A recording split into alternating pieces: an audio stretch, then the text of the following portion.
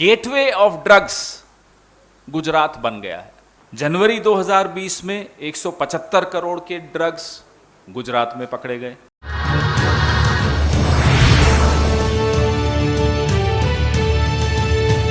माफी चाहता हूं, थोड़ा विलंब हुआ, सॉरी फॉर द डिले।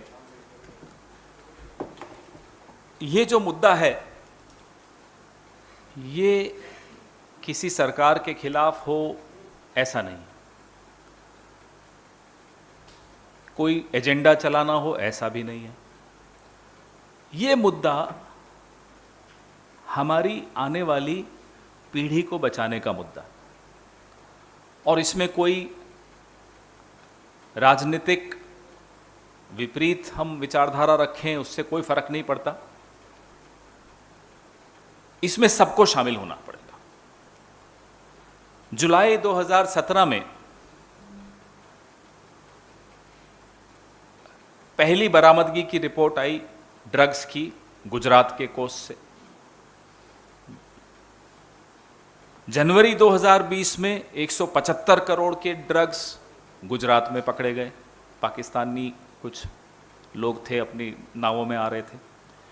अप्रैल 2021 में 150 करोड़ के ड्रग्स गुजरात में पकड़े गए। 28 अप्रैल को पीपावाव पोर्ट, निखिल गांधी कोई उद्योगपति हैं, उनके यहाँ बरामद हुए 90 किलो 450 करोड़ के ड्रग्स। सितंबर 2021 में 3 टन हेरोइन 21,000 करोड़ का बरामद हुआ। 18 सितंबर 2021 को ईरान के रास्ते आता हुआ 30 किलो 150 करोड़ के ड्रग्स बरामद हुए। लिस्ट बहुत लंबी है। और अभी कल मुंद्रा पोर्ट पे एक बार फिर 52 किलो कोकीन ईरान के रास्ते बरामद हुई। लगातार गुजरात के रास्ते, गुजरात की कोस्ट लाइन पे ड्रग्स पकड़े जाते हैं। जो सबसे महत्वपूर्ण बात यह है, आप कहेंगे ये तो पकड़े गए, इसमें क्या खबर है?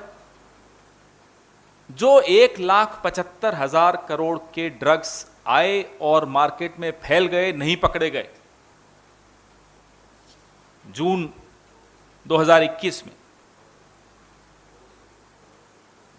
जो इतना बड़ा ड्रग्स का बरामदगी हो सकती थी और नहीं हुई, वो कितनी ट्रक्स में हिंदुस्तान में फैला होगा। एक ट्रक में पूरे के पूरे ड्रग्स तो आप भर नहीं सकते, कुछ और भी रखेंगे तो 5 टन रख दिया होगा आपने।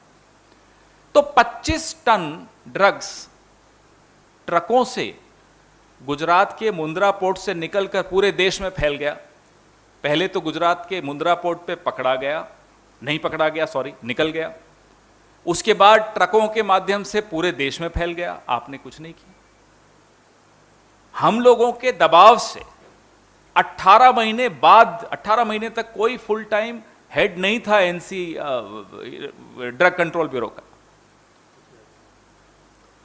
बाद में जाकर जब पूरे देश में कांग्रेस पार्टी ने इस बात पर आवाज उठाई, हमारे तमाम नेता पूरे देश में जाकर इस पर उन्होंने बोला, तब जाकर दबाव में आकर इन्होंने एक फुल टाइम हेड बनाया एनसीबी का।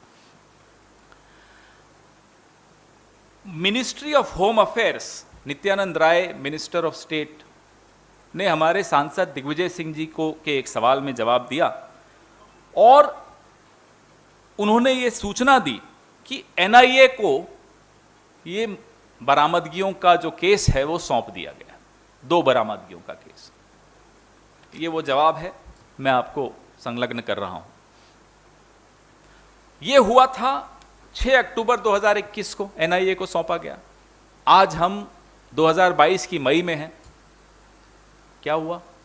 क्या फाइंडिंग्स हैं एनआईए की? ये जरूरी है हमारा सबका यह जानकारी हमें मिलना। ये एक और खबर जो आई थी जब हम लोगों ने बहुत दबाव बनाया था, ये अक्टूबर 2021 की खबर है कि अडानी पोर्ट कह रहा है कि अब वो ईरान, पाकिस्तान और अफगानिस्तान से कार्गो नहीं लेंगे। अक्टूबर 2021, सितंबर 2021 में आपने ये कहा अक्टूबर में और कल ईरान से एक बड़ी बरामदगी हुई। तो ये ईरान से आना बंद हुआ या नहीं मुंद्रा पोर्ट पे, हम यह जानना चाहते हैं। आपने घोषणा की थी कि अब ईरान, पाकिस्तान और अफगानिस्तान से आप कोई सामान नहीं आने देंगे पोर्ट पर, तो अब वो कैसे आया? 7 महीने हो गए आपकी इस घोषणा को। 7 महीने बाद ईरान से ये सामान कैसे आया? 52 किलो कोकीन कैसे पकड़ा गया? हमारा ये सवाल है आपसे। हमारे कुछ सवाल हैं गृह मंत्री गुजरात से, प्रधानमंत्री गुजरात से। मैंने पहले गृह मंत्री का नाम लिया क्योंकि आजकल नहीं मालूम कि ज्यादा ताकतवर कौन है दोनों में से। जो भी हो ताकतवर, दोनों गुजरात से हैं और सारी बरामदगियां गुजरात से हो रही हैं। गेटवे ऑफ ड्रग्स गुजरात बन गया है। 27-28 साल से सरकार वहां आपकी है, 8 साल से सरकार यहां आपकी है। आपके नाक के नीचे गुजरात गेटवे ऑफ ड्रग्स क्यों बन रहा है? पहला सवाल। दूसरा सवाल, आप दोनों चुप क्यों हैं इस मसले पर? सुबह से शाम तक प्रधानमंत्री ने यह कहा, प्रधानमंत्री ने वो कहा, प्रधानमंत्री इस पर कब कुछ कहेंगे?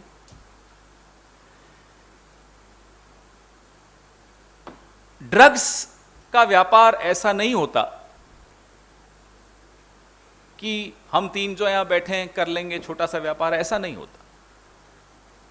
इस व्यापार का एक सिंडिकेट होता है। उस सिंडिकेट की तारें पूरे दुनिया में जुड़ी होती हैं और उस सिंडिकेट को वरदहस्त, राजनीतिक वरदहस्त अवश्य प्राप्त होता है। उसके बगैर वो सिंडिकेट जीवित नहीं रह सकता। तो हम यह जानना चाहते हैं कि हिंदुस्तान में ड्रग्स के इस सिंडिकेट का एल चापो कौन है, पैब्लो एस्कोबार कौन है, नाम बताएं उसका। और इस सिंडिकेट को ध्वस्त करने के लिए आपने क्या रूपरेखा बनाई है, क्या नीति आपकी है, वह भी स्पष्ट करें।